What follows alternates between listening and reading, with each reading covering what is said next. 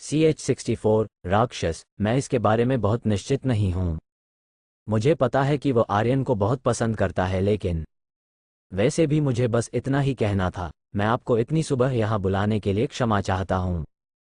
ये ठीक है। मानव ने महसूस किया कि राजावत परिवार का घर छोड़ने का समय आ गया है। अपने कमरे में लौटने के बजाय उसने उदय से जय सिंह को बुलाने का अनुरोध किया। थोड़ी देर बाद वे बगीचे में बेंच पर एक दूसरे से मिले। यदि आप 1 सप्ताह से अधिक समय तक बिना किसी कारण के अनुपस्थित रहते हैं तो आपको स्वतः ही स्कूल से निकाल दिया जाएगा। क्या आपको वह ठीक लगता है? हाँ, वह स्थान अब मानव के लिए कोई महत्व नहीं रखता था। उसने जय सिंह की ओर देखा और कारण बताया कि उसने मिलने के लिए कहा था। मैं कल परिवार छोड़ रहा हूँ। क्या आप 7 स्टार क्लब पर जाने के लिए दृढ़ हैं? भूपेंद्र सिंह ने कहा कि तीसरा मैजिक स्टार क्लब ठीक है, इसलिए मैं वहां जा रहा हूं। तीसरा जादू 7 स्टार क्लब, यह एक अच्छी जगह है। जय सिंह एक पल के लिए झिझका। क्या आपने पहाड़ों में देवताओं के बारे में जानने का फैसला किया है? मानव के पास इस सुविधाजनक बहाने के साथ जाने के अलावा कोई विकल्प नहीं था। सही बात है। मेरे पिता ने आपको 7 स्टार क्लब में शामिल होने के लिए नहीं कहा? हाँ, मुझे यकीन था कि वह आप जैसा प्रतिभाशाली व्यक्ति चाहते हैं। शायद इसलिए कि वह जानता था कि मानव इस निमंत्रण को स्वीकार नहीं करेगा। भूपेंद्र सिंह एक तेज तर्रार आदमी लग रहे थे। मुझे खुशी है। मैं चाहता था कि आप 7 स्टार क्लब में शामिल हों। ये सिर्फ एक इच्छा है, मैं तुम्हें मजबूर नहीं करूंगा। मैंने सुना है कि यह अभी अच्छी जगह नहीं है। मंडली को उसका नाम विरासत में मिला था, लेकिन मानव को इससे कोई लगाव महसूस नहीं हुआ। सही बात है, लेकिन हम द ग्रेट मैच की विरासत को टूटने नहीं दे सकते। ये कहते हुए जय सिंह ने अपनी मुट्ठी बांध ली, जिससे मानव उसे अजीब तरह से देखा, जबकि उसके चेहरे पर एक अजीब सी मुस्कान आ गई। क्योंकि आर्यन मेरा हीरो है, लेकिन मुझे आर्यन पसंद नहीं है क्योंकि वह एक महान जादूगर है। फिर एक महान शिक्षक। जय सिंह के हाव भाव गंभीर हो गए। आर्यन ने कहा कि वह कभी भी एक शिष्य को अस्वीकार नहीं करेगा जिसे उसने उन्हें स्वीकार किया था। यहाँ तक कि जो लोग दुष्ट और दुष्ट बन जाते थे, वे भी उसके हाथों महान नायक बन गए। लेजेंड्स की हमेशा गलत व्याख्या की जाती थी क्योंकि बहुत सारी जानकारी को झांसा दिया जाता था या बड़ा चढ़ाकर पेश किया जाता था। मानव ने इतना भव्य कुछ नहीं किया। उन्होंने बस आराम दिया, सलाह दी और मार्गदर्शन किया। बस यही था। क्या आप ऐसा बनना चाहते हैं? मेरे पास शिक्षक बनने के लिए पर्याप्त याददाश्त नहीं है। ये कहते हुए जय सिंह का चेहरा कुछ उदास सा लग रहा था। जब मानव बिना कुछ कहे उसकी तरफ देखता रहा तो वह हंस पड़ा। जब भी मैं आपसे बात करता हूं तो मुझे सहज महसूस होता है, जैसे मेरे कंधों पर भार कम हो गया हो। मानव ने उन्हें ऐसा आराम दिया जो उनके परिवार ने भी कभी नहीं किया। उन्होंने उसे कभी जल्दी नहीं किया। उसने और अधिक जानने की कोशिश नहीं की। उसने उन भारी समस्याओं को छोड़ा जो उसे भीतर से परेशान कर रही थी। मानव ने केवल उसे अपनी गहरी नज़र से देखा। यह ऐसे क्षण थे जब उन्हें ऐसी चीज़ों की जरूरत थी। मैंने पहली बार मन को महसूस किया जब मैं 5 साल का था। यहाँ तक कि मानव भी मदद नहीं कर सका, लेकिन उस तथ्य पर आश्चर्यचकित हो गया। उसने जय सिंह को एक नए तरीके से देखा। वह वास्तव में एक प्रतिभाशाली है। यहाँ तक कि विवेक और उन्हें भी पहली बार केवल 7 साल की उम्र में ही मन में महसूस हुआ। बेशक वह यह नहीं कह सकता था कि जय सिंह निश्चित रूप से एक कट्टर बन सकता है, लेकिन उसे एक सच्चा प्रतिभाशाली कहना कोई अतिशयोक्ति नहीं थी।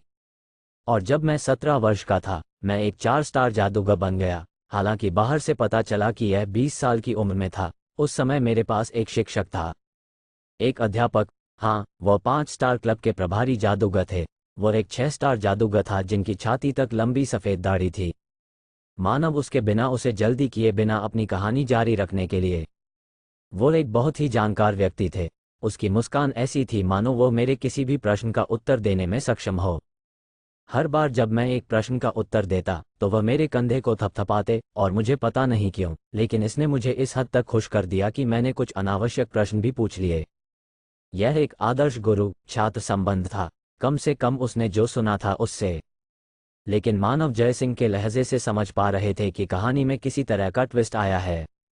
खुद को बोलने के लिए मजबूर करने से पहले जय सिंह बहुत देर तक झिझकता रहा। मैंने ही रिश्ते को बर्बाद किया था। मैं बहुत उत्साहित था। मैंने अपने शिक्षक की स्थिति पर विचार नहीं किया और प्रश्न पूछने के लिए बहुत दूर चला गया। एक दिन मेरे शिक्षक मेरे प्रश्न का उत्तर नहीं दे सके। वो गुस्से में मुझ पर चिल्लाए, राक्षस, तुम बहुत क्रूर हो। भूमिका फिर हंसी। उसने आह भरी और अपनी अभिव्यक्ति को तेज करने के लिए खुद को मजबूर किया। आप पहले व्यक्ति हैं जिन्हें मैंने ये बताया है, मैंने अपने पिता को भी नहीं बताया। आप तब से प्रगति करने से डरते हैं। उत्तर स्पष्ट होने के कारण जयसिंह चुप थे। जादू सीखना अभी भी मजेदार है, और मुझे पता है कि जादू के लिए मेरी योग्यता बहुत अधिक है, लेकिन मैं पक्का नहीं हूं। जयसिंह व्यथित लग रहा था, उसका चेहरा दर्द से कांप रहा था। जिस क्षण मैं वास्तव में इसमें डूब जाता हूं, मेरे शिक्षक का चेहरा उभर आता है। क्या मैं सच में एक राक्षस हूं? आप खुद को अधिक महत्व देते हैं। CH65 परीक्षा कार्ड। मानव की ओर जयसिंह ने चौड़ी आंखों से देखा, लेकिन मानव शांत स्वर में बात करता रहा। और आप जादू को कम करके आंक रहे हैं। सुनो जयसिंह, कोई जीनियस शब्द से लेबल किए जाने पर भी यदि व्यक्ति रक्त की उल्टी करने तक भी पर्याप्त मेहनत नहीं करता है, तो उनके लिए जादू का सही अर्थ खोलना असंभव है, भले ही उनके पास दुनिया में सबसे अधिक भाग्य हो। आपकी प्रतिभा स्पष्ट रूप से उत्कृष्ट है। वो आदमी जो आपका शिक्षक था, उससे डरता था और शायद उसे जलन भी होती थी। वह जानता था कि देर सबेर तुम उससे आगे निकल जाओगे। ऐसे जीवों को शिक्षक नहीं कहा जा सकता था। मानव ने शांत दृष्टि से जयसिंह की ओर देखा। वह जानता था कि इस प्रकार के व्यक्तित्व से कैसे निपटना है। अब आप क्या करने जा रहे हैं? सबसे पहले मैं सूर्योदय अकादमी में वापस आऊंगा। विषय में अचानक बदलाव के बारे में सोचते हुए जयसिंह ने जवाब दिया। सूर्योदय अकादमी की शिक्षा उनके लिए परिवार को आगे बढ़ाने के लिए आवश्यक थी कि उन्हें एक दिन विरासत में मिले। फिर मैं एक क्लब में प्रवेश करने की सोच रहा हूं। फिर ऐसा लगता है कि हमें फिर से मिलने में बहुत समय लगेगा। मैं आपको विश्वास दिलाता हूं, तब तक मैं अब की तुलना में कई गुना ज्यादा मजबूत हो जाऊंगा। क्या तुम अभी तक नहीं समझे मैं क्या कहना चाहता हूं? मानव जयसिंह को देखता रहा। मैं आपके साथ एक समान संबंध जारी रखना चाहता हूं। बेशक, ऐसा रिश्ता जरूरी नहीं कि आपकी ताकत से तय हो। मैं भी इस तरह की चीजों के लिए दोस्त नहीं बनाता। मैं वास्तव में आपके सोचने के स्तर को लेकर चिंतित हूं। यदि यह अंतर अब की तुलना में कहीं अधिक बढ़ जाता है, तो मुझे विश्वास है कि आप स्वयं आश्वस्त नहीं होंगे। जयसिंह अवाक था। वह सही था। जयसिंह अप्रत्याशित रूप से एक बहुत ही गर्वित व्यक्ति थे। वह जानता था कि जयसिंह अब उससे ज्यादा मजबूत है, लेकिन उसने यह नहीं सोचा था कि यह उस स्तर पर था जो उसके अपने स्तर से बिल्कुल अलग था। लेकिन क्या होगा अगर यह इसी तरह चलता रहा? क्या होगा अगर अगली बार जब वे मिले, तो मानव अपने वर्तमान स्व की तुलना में बहुत अधिक मजबूत थे, जबकि उन्होंने कोई प्रगति नहीं की थी?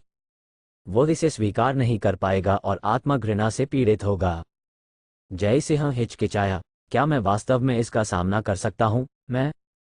मैं आपको विश्वास दिलाता हूं, दुनिया बहुत बड़ी है, और भी बहुत से ज्ञानी हैं। यदि आप एक उचित जादू के क्लब में प्रवेश करते हैं और एक प्रतिभाशाली होने का दिखावा करते हैं, तो आप अभी भी वैसे ही रह सकते हैं जैसे आप अभी हैं। लेकिन अगर आप देवताओं और अन्य पालौकिक प्राणियों का सामना करना चाहते हैं, तो यह वर्तमान आपके लिए पर्याप्त नहीं है। जयसिंह की आंखें हिंसक रूप से कांप उठीं। फिर उसने उन्हें बंद कर दिया और धीरे से बुदबुदाया। आप ठीक कह रहे हैं। वो अंत था। बाद में कोई बातचीत नहीं हुई। जयसिंह ने अपने शब्दों को कैसे लिया, वह क्या सोच रहा था और उसने क्या निष्कर्ष निकाला था, मानव ने उससे कुछ भी नहीं पूछा। पानी की एक बहती हुई धारा को देखते हुए वह नहीं जानता था कि क्यों, लेकिन उसे लगा कि जयसिंह से दोबारा मिलने से पहले उसे ज्यादा समय नहीं लगेगा। और अगले दिन मानव तीसरे मैजिक क्लब के लिए रवाना हो गए। भूपेंद्र सिंह ने उसे बताया था कि पास में एक घेरा ठिकाना था, और इससे पहले कि मानव जादू की मीनार पर जाने के लिए रवाना होता, उसने उसे एक बार वहां जाने की पेशकश की थी। लेकिन मानव ने मना कर दिया।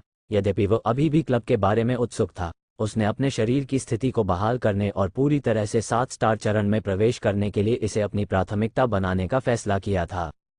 क्योंकि मैं नहीं चाहता कि टोकुंटा के साथ जो हुआ वो दोबारा हो। अभिमान और लापरवाही ने उन्हें संकट में डाल दिया था। ऐसा ही एक अनुभव उनके लिए काफी था। आपकी परीक्षा के लिए शुभकामनाएं, जैसे ही भूपेंद्र सिंह ने कहा और उसे एक परीक्षा कार्ड दिया। उस पर एक अजीब वलय बनाने के लिए कई लंबी वृत्त आच्छादित थीं। आधे साल में क्लब लोगों की भर्ती करेगा। आपको कुछ परीक्षणों से गुजरना होगा, लेकिन आप उन्हें आसानी से पार कर पाएंगे। क्या यह एक प्रवेश परीक्षा की तरह है? यह वही अवधारणा है। जब तक आपके पास वह कार्ड है, तब तक आप परीक्षा में भाग ले सकेंगे। यह आधे साल में था, इसलिए काफी समय बचा था। बेशक, ये ठीक है अगर आप भाग नहीं लेना चाहते हैं। मैं आपको मजबूर नहीं कर रहा हूं। फिर उसने कार्ड को देखा जो उसने कहने से पहले मानव के हाथ में रखा था। उस पर मेरे नाम का एक कार्ड भी है, इसे खाने के कई फायदे हैं, लेकिन उसने मानव की ओर देखा और एक बड़ी मुस्कान दी। आपको इसकी आवश्यकता नहीं है? हाँ, ये काफ़ी है। मैं जानता था। तो क्या तुम आधे साल तक मीनार में रहोगे? जब तक कुछ खास नहीं होता। यदि आप परीक्षा में भाग लेना चाहते हैं तो आर्यन या राज के नाम से एक आदमी की तलाश करें। वे क्लब में भी हैं ताकि वे मदद कर सकें। मानव ने सिर झुका लिया। आपकी चिंता के लिए धन्यवाद। कोई बात नहीं। हवेली से निकलने से पहले मानव आखिरी बार सोनिया से मिलने गए थे।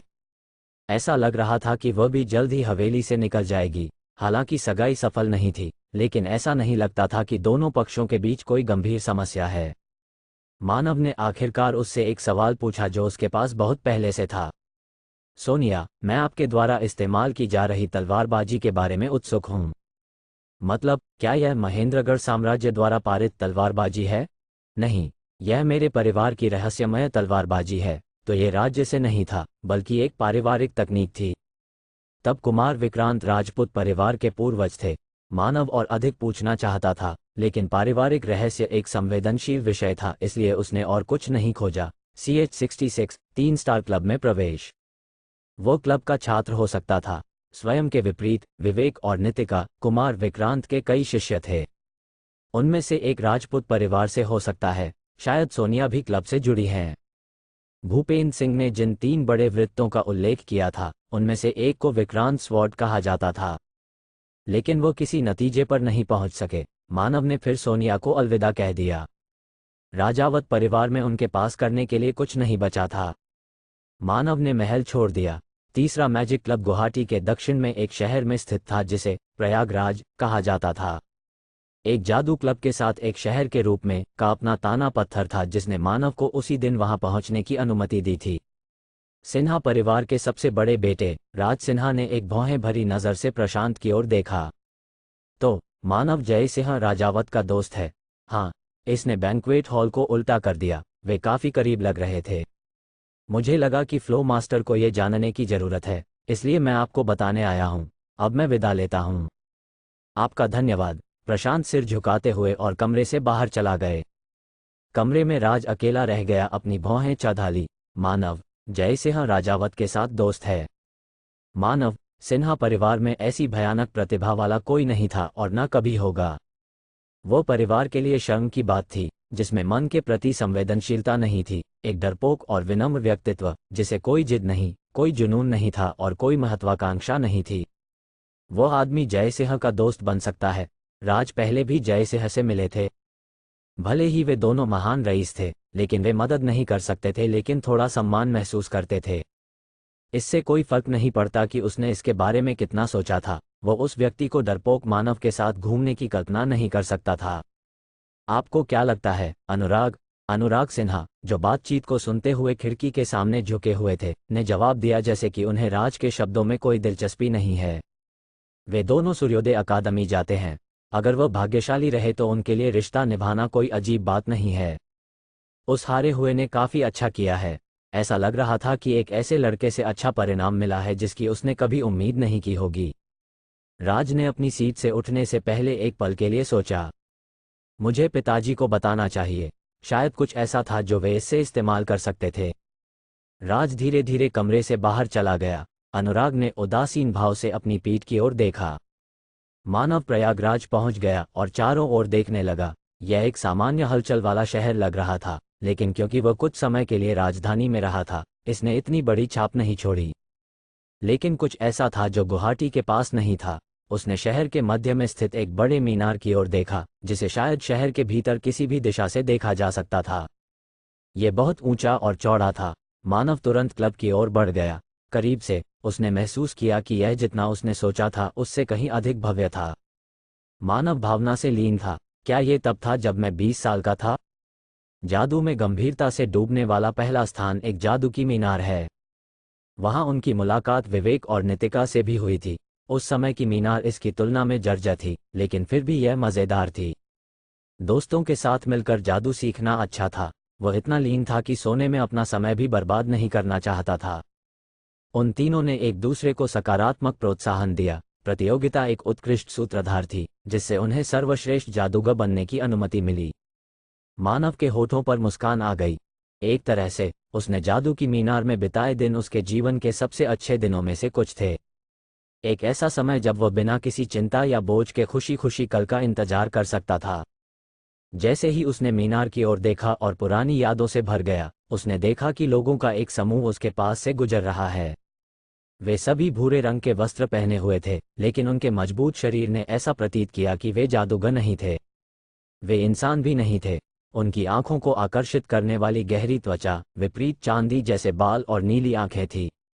गोबलिन, उन्हें गोबलिन कहा जाता था, थे जिन्हें अविश्वसनीय रूप से दुर्लभ कहा जाता था। गोबलिन का एक समूह मानव शहर में था। यह एक ऐसा नज़ारा था जिसकी 4000 साल पहले तक कल्पना भी नहीं की जा सकती थी। लगता है कि नस्लीय समूहों के बीच की दीवारों को तोड़ दिया गया है। जब वे अकादमी में थे तब उन्होंने इसके बारे में एक किताब में कुछ पढ़ा था। विशेष रूप से उन्होंने सीखा कि गोबलिन और बौनों के बीच संबंध इतने अच्छे थे कि वे लगातार एक दूसरे की भूमि के बीच यात्रा करते थे। और ऐसा लगता है कि गोबलिन एकता और सद्भाव हासिल करने में सक्षम है। ऐसा लग रहा था कि गोबलिन की मंजिल भी जादू की मीनार ही है। तो मानव ने स्वाभाविक रूप से उनका पीछा किया। तीसरे जादू क्लब में रिसेप्शनिस्ट जादूगरों में से एक, अयांश, घबराए हुए भाव के साथ सामने की मेज पर खड़ा था।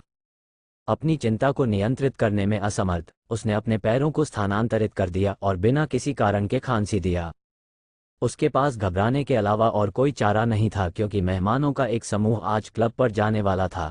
Sundarban the great forest, goblin की भूमि से आए मेहमान। जो लोग महान वन से आए थे वे निश्चित रूप से गोबलिन थे, और डार्क गोबलिन सबसे छोटी आबादी के लिए जाना जाता था। बहुत समय पहले गोबलिन और महेंद्रगढ़ साम्राज्य ने एक पारस्परिक गैर आक्रामकता समझौते पर हस्ताक्षर किए जो बाद में एक गठबंधन बन गया। बेशक कुछ लोग ऐसे भी जिन्होंने इस गठबंधन की आलोचना की थी। आखिर नस्लीय दीवार को तोड़ना आसान नहीं था।